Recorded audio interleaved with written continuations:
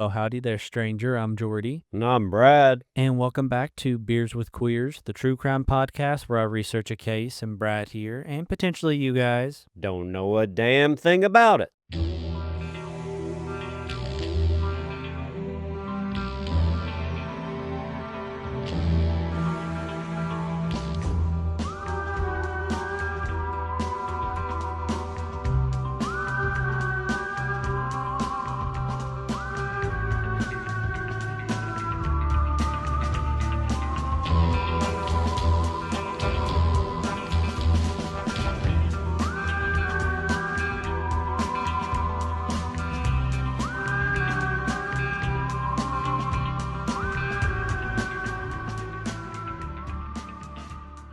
So it is officially here, y'all. By the time you're hearing this, we will be leaving for DragonCon tomorrow. Does not feel like it should be time, but it is. Still got so much packing, still got several costumes to honestly finish. So it's going to be a kind of intense weekend of full throttle, pedal to the metal, Fast and Furious cosplay making. So wish us luck, which by the time you listen to this, it'll already happen, but I know you guys are mentally already sending good vibes. Who are you kidding? Even come Monday evening, there's still going to be some work going on some kind of cosplay. Especially something's going to break or go wrong right at the last minute, which always happens. It always does, and you know what? That's part of the game. And yeah, honestly, it will probably still continue even when we get to DragonCon because that also happens a lot. Things break in transit, or you don't get to finish like a certain part in time. So it's like, I'll just, glue it together in the room. So even as DragonCon is happening, we're still working on cosplays sometimes. Yeah, right now my to-do list is so weird when I say it in my head. It's like, you have to finish your goat hooves. And you have to make a sweater that says Sugar Bear on it because we're all going as sexy cereal mascots for a pool party this year. I'm going to be the Sugar Bear, and Jordy's going to be... I'm actually going as the Raisin Bran son, which my whole costume consists of 2 peanut scoopers with, I'm going to glue raisins to it, sun hat. And when I say sun hat, I mean an actual hat shaped like the sun that goes around my whole face, and a Speedo, and little packs of raisins I plan to give out to people. And that is Sexy Raisin Bran. And it's really, that's one of the reasons I love cosplays, because sometimes it's silly stuff like that that's just so fun. And honestly, that's probably going to be one of the most popular costumes that we do, because that also is a thing that always happens. You'll spend months working on this very intricate, like screen accurate, elaborate costume. And you'll get people, of course, like, oh my God, that's so cool. Like, how'd you do that? That's amazing. You're so talented. But then you'll wear like a casual cosplay just to like walk around in. And it'll be something like, one year we did Sexy Mario, and it was literally Mario hat and a matching Speedo. And people went knucking futs over that cosplay. And kind of makes you like, why do I spend all this time making these cosplays for? Just slap a Speedo on and call it a day. But it's a really funny aspect of it. Yeah, one of my most popular costumes to date is Godbert Manderville from Final Fantasy Online, which I did for a Final Fantasy group. And wow, I mean, it's so funny because I'll have couples come up, like a girl and a guy, and the guy will be like, hey, can she get her picture with you, Godbert? And I'm like, sure. And then he's like, can I get my picture with you, Godbert? Oh my gosh, I've never seen a Godbert Manderville before. And so I bring this costume back every year, and you can Google him because you would not believe he's a Final Fantasy character because he has sunglasses and boy shorts. That's all he has. And a hammer. And that's all you need sometimes. That's a Manderville man for you. So yes, tomorrow we're going down to party for a whole week with the biggest gathering of nerds, probably, every year, probably the biggest gathering of nerds, 100,000 of our closest friends. So because we are going to be out a week and away from our computers for the most part, it does always present the issue of keeping up to date with the podcast and making sure you guys get the content that you came for. And so that is, of course, always an overarching agenda that we have to attend to. And it does get, harder when we do things like go out of town for extended periods of time and vacation, because we have to plan on, doubling up episodes and stuff like that, making sure all that's up to date so we're not missing anything or delaying it too long. So continuing with that tradition, and I think we've done it the last 2 years, I think maybe just last year. I can't remember for sure. The way I've kind of gotten around this is that we normally do two-parters during this time. So that really helps because it's easier to write 2 episodes back to back when they're the same case and I've got all my sources already pulled up and reviewed and I'm already in the mindset of that specific case. So it also really helps when we get to knock out multiple episodes in a row because it kind of puts us ahead and kind of gives us a little buffer. So spoiler alert, surprise, today's episode is going to be a 2-parter, if you couldn't already tell by the title. Still not going to make it super easy because DragonCon is from Tuesday to Tuesday, which means we'll have this episode that is coming out Monday right before we leave, which means we have to have another episode already queued up and ready to load come Monday, and the Patreon episode that we do, which is already kind of toward the end of the month. So we have 3 episodes to do in the next 5 days, and that includes editing. And if you've ever edited a podcast, you'll understand the pain of it. But you know what? I'm so happy to do it. Honestly, this is one of my top priorities to do. Even when it comes to DragonCon, I'm like, we got to keep the podcast on schedule because you guys are expecting us to, and we're doing it for you. Yeah, and that's the truth. And so, it's easier for me to write 2 scripts at once. So I'm very confident that we can knock it out in the next day or 2 as well, because this is also a case that there's a lot of info on, so plenty of material to go on. Because today we're going to be covering a case that I know for a fact all of you have heard before. Whether or not you know all the details is another story, but this is a case that had the 90s in a chokehold and is up there with the O.J. Simpson trial in terms of infamy and the effect it had on the public zeitgeist at the time. Today, we're going to be talking about Andrew Cunanan and his 3-month-long murder spree that ultimately ended with the assassination of Gianni Versace. And of course, I want to ask, have you heard of this case before, Brad? I have heard of this case. I mean, I think everybody's heard of the assassination of Gianni Versace. But honestly, I don't know if I've followed it very close. So I know it happened, but I don't know a lot about it. But I do know a damn thing about it.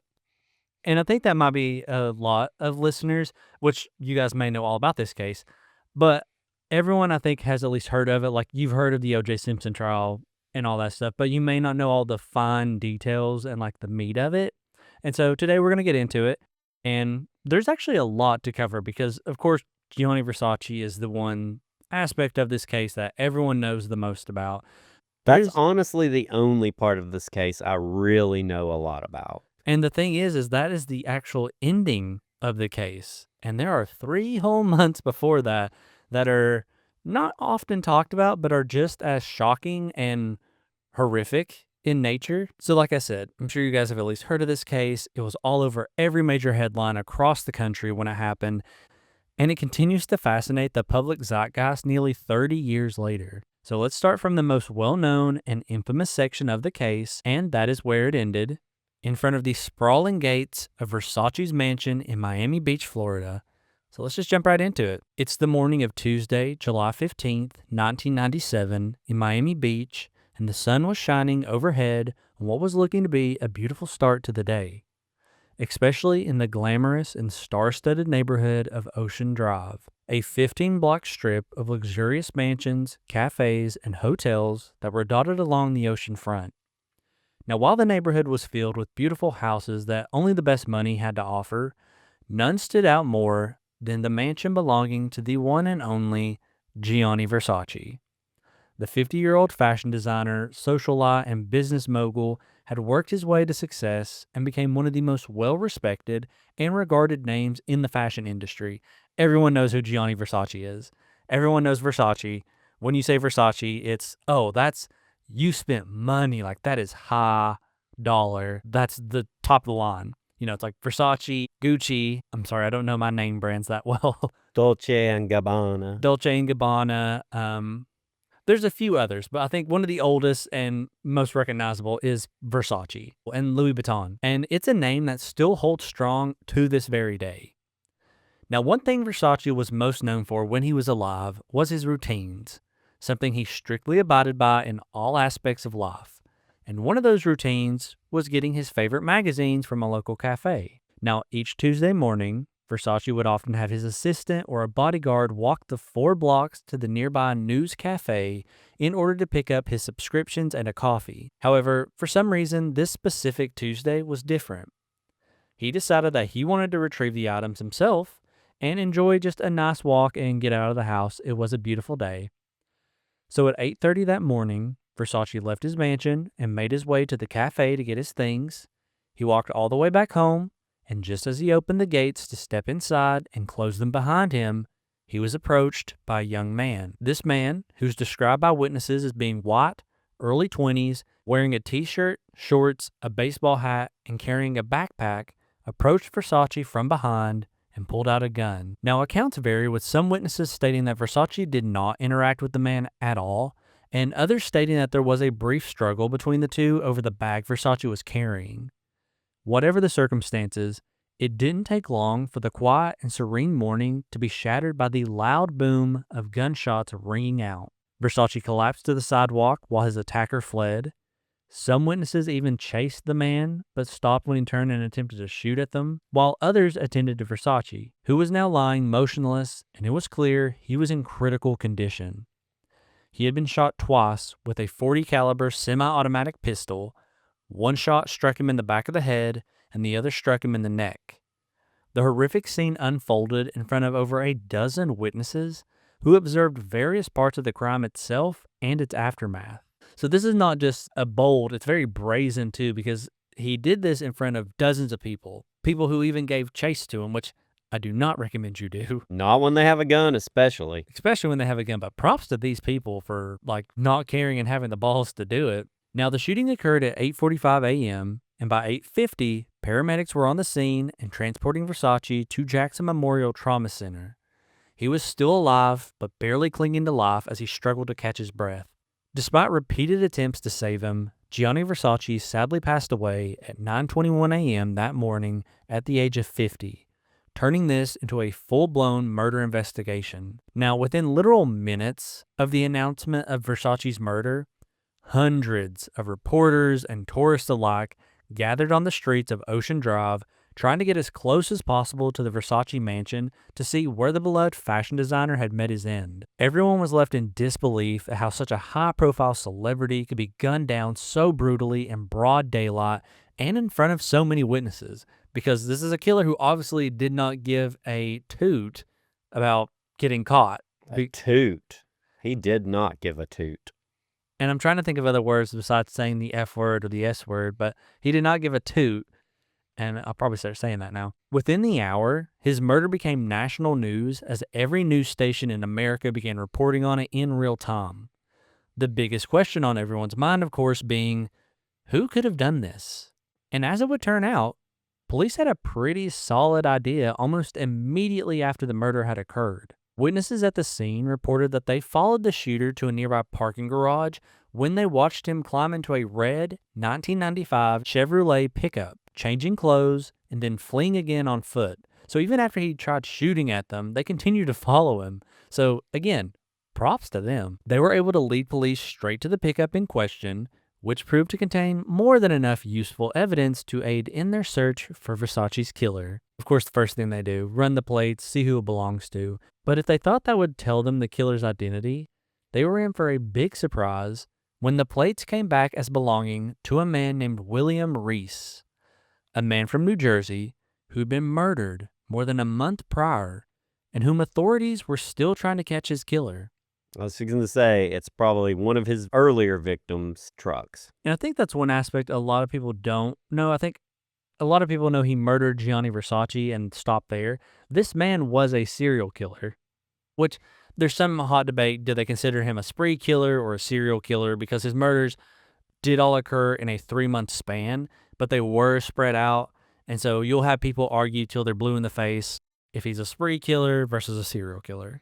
I thought if you had a body count that was at least 4, you were a serial killer if they didn't happen within like a very short time frame. And that's one of the reasons it's also kind of up in the air, because it technically was a short time frame. And then there's also muddy definitions of what constitute a serial killer. Some argue there has to be cooling periods in between, like they return to normal life between the killings, which he never did. He was just always on the run. And of course, there's like, were the murders sexually motivated? That's another aspect they consider when it's a serial killer. So it's one of those things where it's like both are technically correct. So whichever you want to go with, I think he's a serial killer. He killed serial people, more than one. He killed a few. I would go serial killer myself. Yeah. So with this info in hand, investigators get even more frantic to catch the killer, as it's now clear he's killed at least 2 people, completely unrelated, and it's likely he may kill again. The pickup itself had been parked in the garage for almost 5 weeks up to that point, and the interior proved to be more fruitful than the plates, as police discovered a passport in the glove box that didn't belong to William Reese, and instead belonged to 27-year-old named Andrew Cunanan. They also found a check with his signature on it, and along with these items, discovered a pair of glasses, a jacket, and a wallet, none of which belonged to Andrew, but instead were discovered to belong to a 72-year-old named Lee Miglin, a wealthy and well-known real estate developer from Chicago who, just a little over a month prior, was found brutally stabbed to death in the garage of the home he shared with his wife, whose murder was also still unsolved up to that point. Inside the truck were also newspaper clippings of all the murders I just mentioned, as well as 2 further murders that had occurred even earlier, both of which were also unsolved and led police to suspect that they may be further victims of this Andrew guy, meaning they've now linked 4 unsolved murders to one man, Andrew Cunanan, officially making him a serial killer. Investigators also found the gun he had used to murder Versace discarded in the bushes just a few feet from the crime scene. And with this info in hand, investigators were off to a very good start, as they now not only had a suspect, but they had his picture and personal details. I mean, that's about as good as you can get without them actually walking in and turning themselves in. Getting a passport of someone is probably the best form of ID you can get from them. Yeah, so I mean, like, great, this is perfect. So while the world at large mourned and tried to wrap their heads around the murder of a fashion icon, behind the scenes, investigators were already hard at work to hunt down someone they now believe is a serial killer. But almost immediately upon officially starting their investigation into Andrew, they made an even more startling discovery. Andrew wasn't just wanted, he was wanted by the FBI. In fact, he had been on the FBI's most wanted list since the previous month, and they were eager to join in the hunt now that the officials in Miami had his trail. So do you know what you have to do to be on the FBI's most wanted list? It's got to be something pretty bad. And it was. So who in the world was Andrew Cunanan, and what was his connection to any of these men? Of course, namely Gianni Versace, and what was he planning to do next? So before we go any further, let's go back to the beginning and figure out how we got here and try to understand the monster that is Andrew Cunanan and what led him down this path. So we will return to Versace and go a little bit more in depth with his background as well, probably in part 2. But before we get there, we really do need to understand Andrew, because this is one of the most fascinating case studies I think of a killer you'll ever see or hear about. So let's just start from the beginning. Andrew Philip Cunanan was born on August 31st, 1969 in National City, California, to Modesto Cunanan and Mary Shalaki. He was a mix of Filipino and Italian descent and was the youngest of 4 children by the couple. His father was a Vietnam War vet, and after coming home, he began working as a stockbroker. The family was considered upper middle class and lived a life of relative luxury. Growing up Catholic, he attended a private Catholic school for most of his childhood and was said to be spoiled by his parents, who gave him whatever he wanted. On top of this, he was said to be incredibly bright and intelligent, with his IQ actually being measured at 147, which back then would be considered a near genius IQ.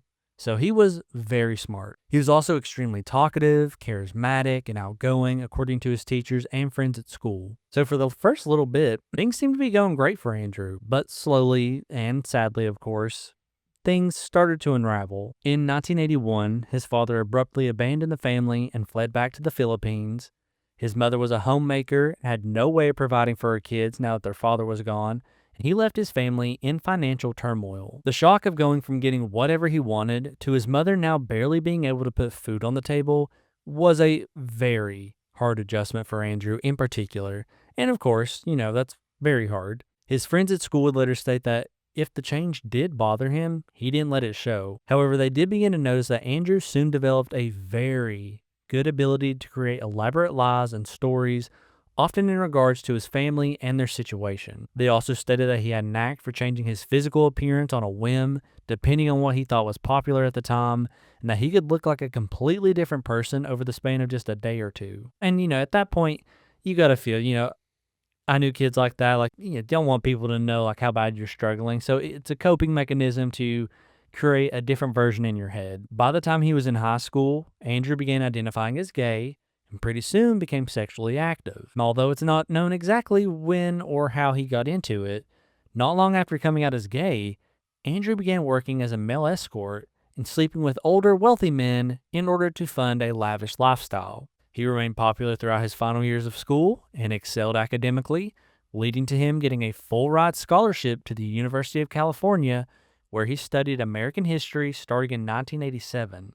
So, that's a little concerning, especially in high school, escorting yourself out to older, wealthy men. Very concerning, but how he got into that, we'll never know.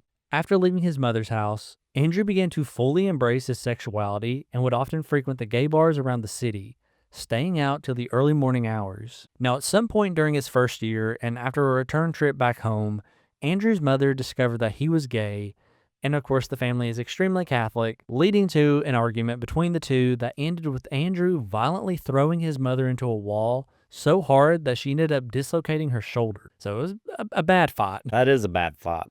And following this, his relationship with his family began to sour, and pretty soon Andrew grew to resent schooling and decided to drop out halfway through his second year in 1989. Afterwards, he decided to pack up his things and head to the promised land for gay men, and that was none other than the Castro district of San Francisco, a place we have talked many, many a times on this podcast. Very important to queer history, and a lot of interesting things happened there. Now, while there, he moved into the apartment of his childhood best friend, a girl named Liz Coate, and her boyfriend, and quickly set out to explore everything the area had to offer now that he no longer had to hide who he was. Andrew became a regular fixture at the gay bars around the Castro and was known for his energetic and infectious personality.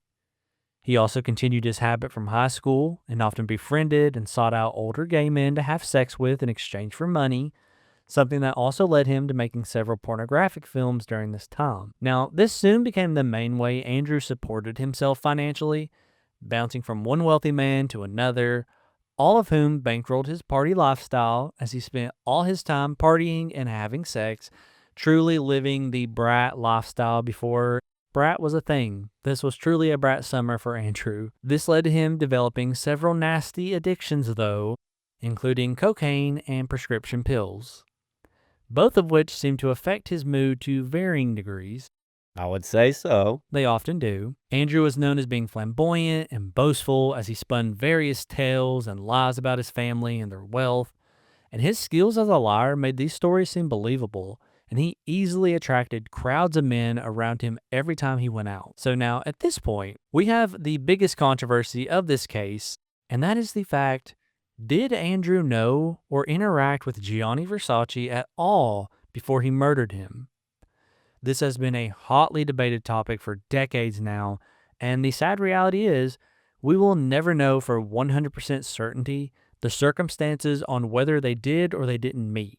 Versace's family maintains to this day the two had no prior interaction before the murder, that several reporters and historians disagree with this, and point to several witness statements that say otherwise. Maureen Orth, the author of the book Vulgar Favors, which is actually the basis for Ryan Murphy's American Crime Story Season 2, The Assassination of Gianni Versace, which is pretty good actually if you haven't watched it, stated that through her research, she was able to pinpoint Andrew and Versace's first meeting as having occurred in October of 1990, when Versace was in San Francisco for an art exhibit and went out to several of the gay bars in the Castro afterwards. Now, according to a close friend of Andrew's named Eli Good, the two first met one night when Versace arrived at a club called Colossus along with his entourage, which included his long-term boyfriend, Antonio D'Amico. Once inside, Versace noticed Andrew and Eli hanging out by the bar and approached them, and according to Eli, it was clear he was instantly attracted to Andrew,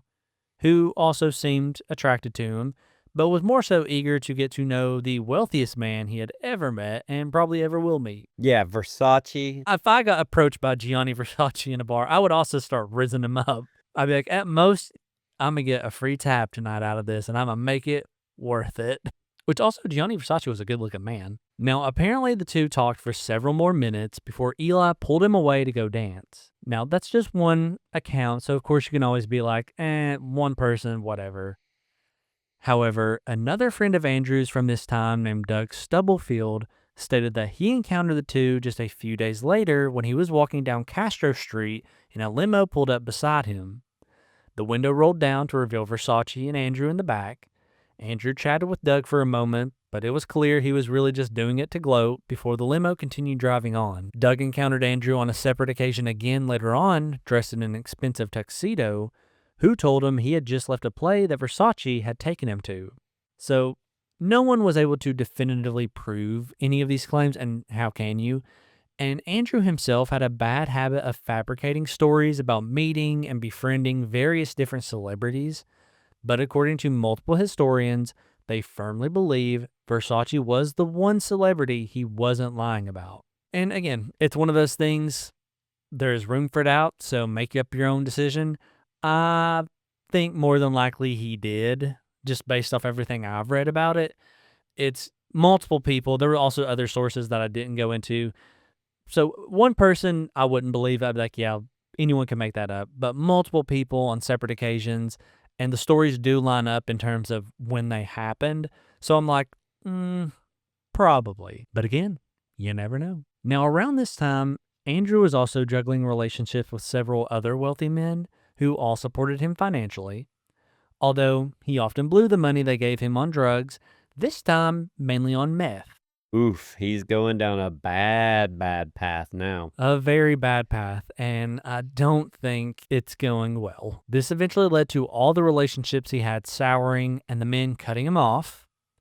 Desperate, Andrew soon turned to selling drugs to support himself and began acting erratic, according to several friends, leading to him being kicked out of his apartment. He soon announced that he had plans to leave San Francisco for a while and just cool off and clear his head, and he decided to go to Minneapolis, where he planned to stay with a friend of his named Jeffrey Trail. Now, friends of Andrew stated that in the weeks leading up to April 1997, Andrew was acting erratic, abusing pain pills, and drinking alcohol, quote, like there was no tomorrow. On April 24th, 1997, Andrew attended a going-away party for himself, along with several friends, as they bar hopped around the Castro.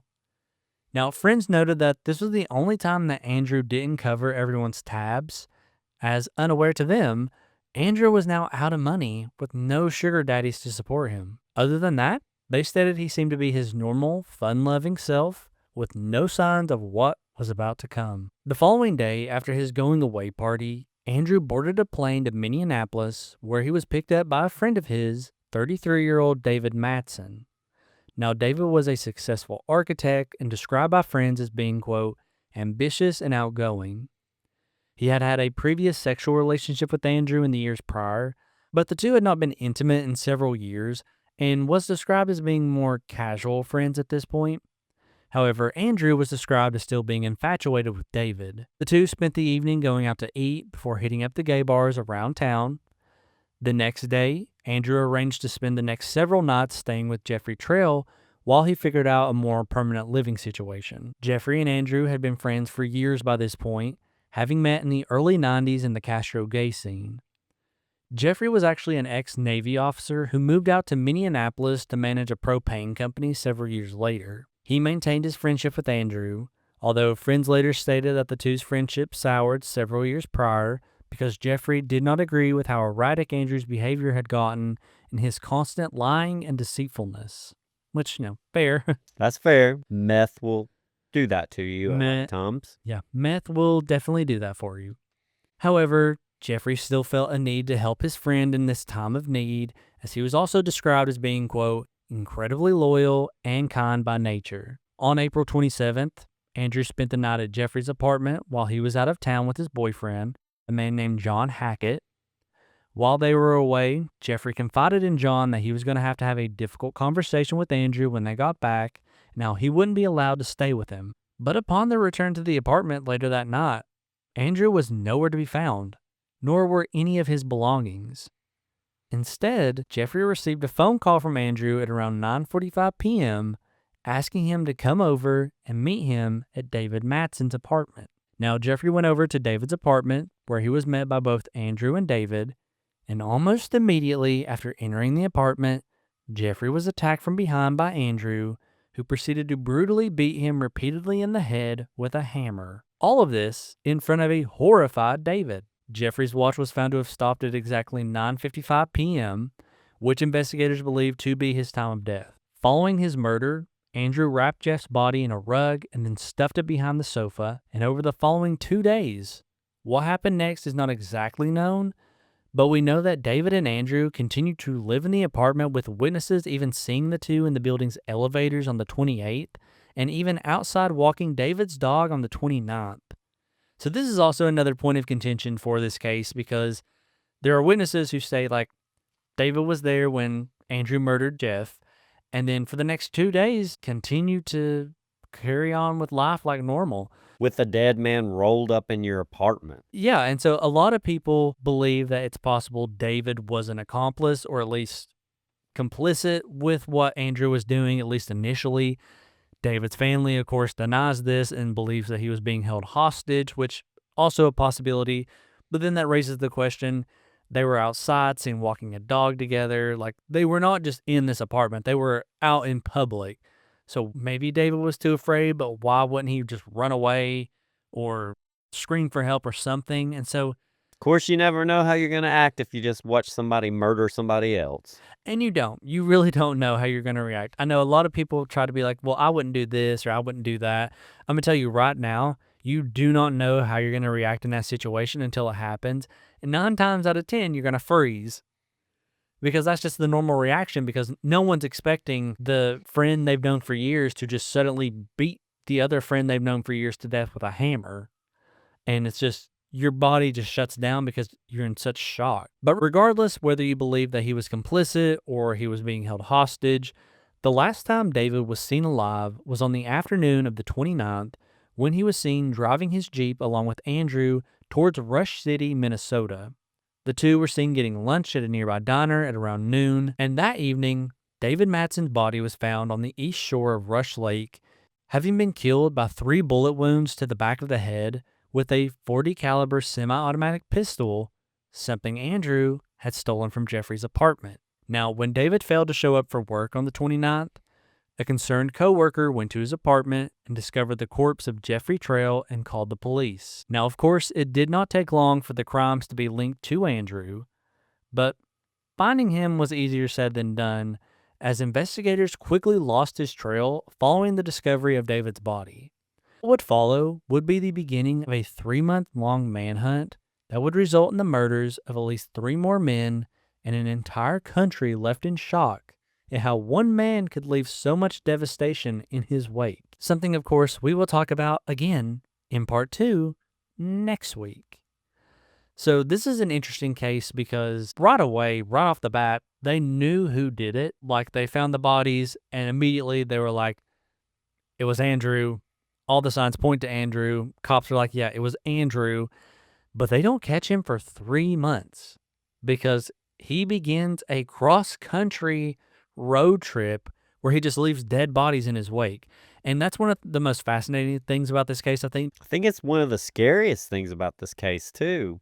He just snapped and went on a killing rampage. And that's the thing, too, is there was no rhyme, reason. They never were able to establish why he started killing people and so brutally, why he beat his years-long friend, like over a decade, his friend, he just beat to death with a hammer. That's the thing, too. He's picking friends. He's just killing, like, people he knows, like, that are supposed to be close to him. And that's something that investigators noticed right away, too. These weren't random murders. These weren't people he picked up. He was just starting to kill people that he's known and had in his life for years at this point. And that makes it even more terrifying. It's just so fascinating because you don't know like where his head was at. Like, what was the end game here? Because he knew he was wanted. That's why he would go, he would change his identity, his look, and he just would bounce from place to place, finding people that he knew from years past and would just kill them. And that's one reason why people think that him and Gianni Versace met, because he's like, all his other victims are people that he's interacted with in some capacity in his past. So why would it end with Gianni Versace of all people? And so it's one of those things, it's just, we'll talk about more in part 2, but like how you go from being, a troubled person, of course, to being a cross-country serial killer. But with that, thank you guys so much for tuning in for another episode. If you enjoyed this episode and the podcast, please leave us a 5-star rating or review on iTunes or Spotify. Helps us out a lot, helps other people discover the podcast, and of course, we just love hearing from you guys. If you want to see photos from today's case, you can follow us on Instagram at Beers with Queers Pod, that's POD, or on Facebook at Beers with Queers, a true crime podcast. And next Monday, we will see you after DragonCon. The episode will be recorded before DragonCon, but wish us luck out there, y'all, and hopefully we'll see some of you there. And until then, stay dangerous out there. See you soon.